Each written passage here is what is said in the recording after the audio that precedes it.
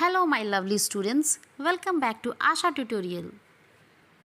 Today we are going to learn playing with numbers of class 8. Exercise 5C, question number 4 to 8. So let's start the video. So we have the question 6a minus ab is equal to 37. अब हमें a की value यहाँ find करनी है.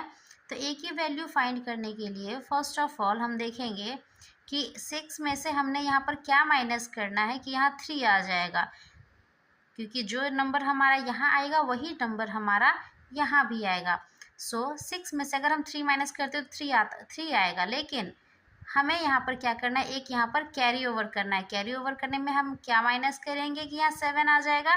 So that अगर हम यहाँ पर 6 के बाद यहाँ 2 रखते हैं, बिकॉज हमने यहाँ पर एक कैरी ओवर किया, तो यहाँ बच गया हमारा 5. और 5 में से हम क्या माइनस करेंगे कि 3 आ जाएगा, दैट मीन्स 2. तो ए की वैल्यू हमारी 2 होनी चाहिए. सो 6 2, दैट इज़ हम यहाँ पर 2 लिख सकते हैं, बिकॉज ए की वैल्यू हमने 2 की है. तो 6 में से 12 में से हम क्या माइनस करेंगे, क्योंकि इससे हमने एक कैरी ले लिया है, तो ये हो गया 12 में से हम क्या माइनस करेंगे कि हमारे पास 7 आ जाए. सो हमने यहाँ पर 5 माइनस करना है. अब देखिए ए की वैल्यू में हमारा 2 आ गया एंड बी की वैल्यू में हमारा 5 आ गया.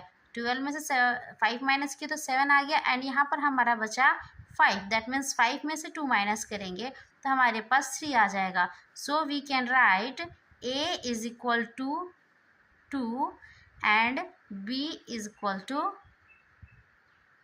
5. Now come to the next question. Now the next question is CB5 minus 28a is equal to 259. अब हमें यहाँ a, b and c तीनों की वैल्यू फाइंड करनी है. सो तीनों की वैल्यू फाइंड करने के लिए फर्स्ट ऑफ ऑल 5 में से हम क्या माइनस करेंगे तो कि हमारा 9 आ जाएगा. सो हम क्या करेंगे, इस b से एक कैरी ओवर कर देंगे. तो कैरी ओवर करने पर ये हमारा 15 माइनस a हो जाएगा. तो 15 में से क्या हम माइनस करेंगे कि 9 आ जाए, दैट मीन्स 15 में से 6 माइनस किए. अब हमारे पास b में जो भी नंबर आएगा उसमें क्योंकि ये 1 कैरी ओवर किया तो वो नंबर हमारा यहाँ पर कम हो जाएगा. सो 8 + 5 13 होता है. 13 में हम क्या माइनस 13 में का हम यहाँ पर 3 लिख सकते हैं, बट एक कैरी ओवर किया हुआ है.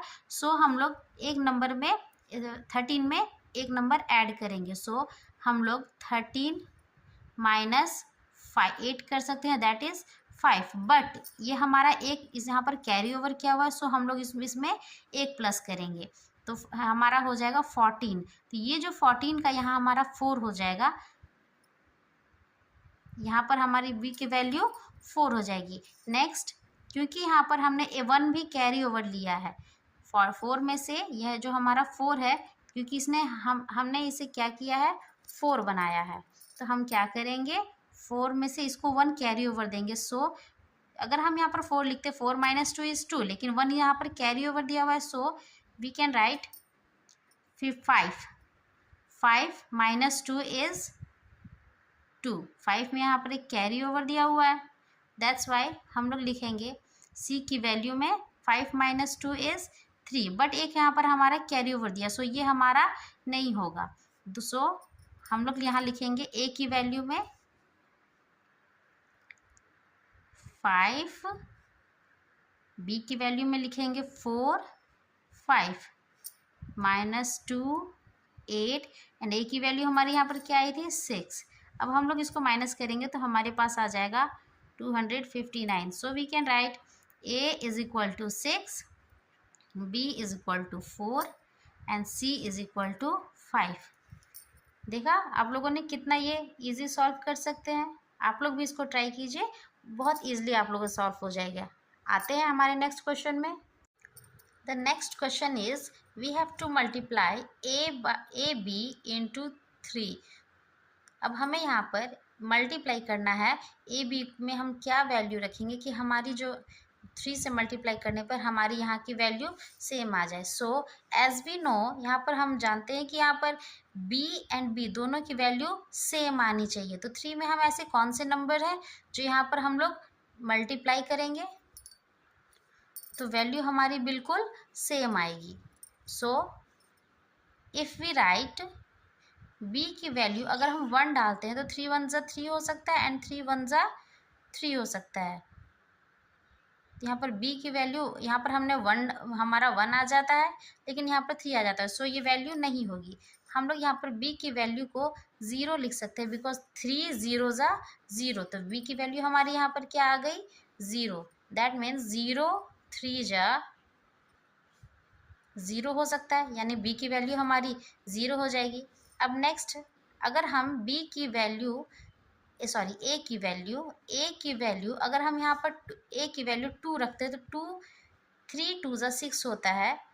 तो यहाँ पर हमारी a की वैल्यू और a की वैल्यू दोनों की वैल्यू क्या हो जाएगी, अलग हो जाएगी। सो हमें ऐसे कौन से नंबर यहाँ रखने हैं जो यहाँ पर a की वैल्यू दोनों जगह बिल्कुल सेम आ जाए। तो हम लोग जानते हैं कि 3 5 ज़ा 15 होते हैं। तो देखिए इसके वंस प्लेस में, यूनिट प्लेस में और यहाँ पर दोनों के जगह पर 5 है। दैट मीन्स ये हमारा 5 यहाँ पर हो सकता है। सो हम लिखेंगे 3 5 ज़ा 15, 15 का 5 यहाँ पर कैरी 1 देंगे। सो 1 के लिए तो हमारे पास कोई नंबर नहीं, सो हम यहाँ पर ये नंबर को पूरा लिखेंगे। तो हम लोग लिख सकते हैं a की वैल्यू हमारी है 5, b की वैल्यू है 0 एंड c की वैल्यू है 1। देखा बच्चों, ये कितनी आसानी से सॉल्व होता है। आप लोग ज़रूर ट्राई कीजिए, आप लोगों से बिल्कुल ये बनेगा। अब आते हैं हमारे नेक्स्ट क्वेश्चन में। Our next question is to divide 6 divided by 5ab minus 54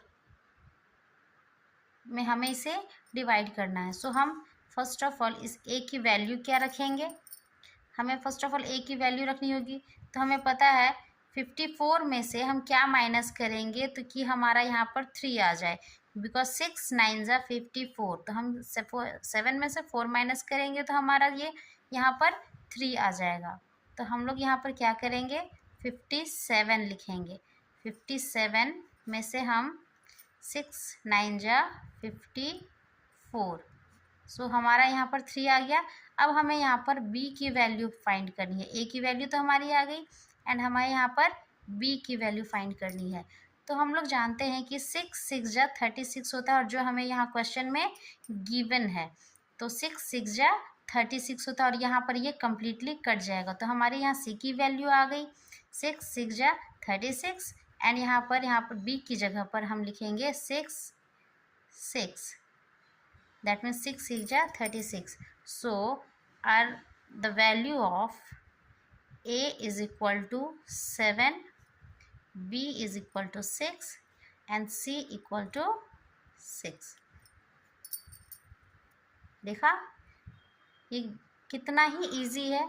जब आप एक्सरसाइज के क्वेश्चन सॉल्व करेंगे तो आपको ये और भी इजी लगेंगे। ये पूरी वीडियो देखने के लिए आप सभी का बहुत बहुत धन्यवाद। मिलते हैं हमारे नेक्स्ट क्वेश्चन में। Till then bye and take care.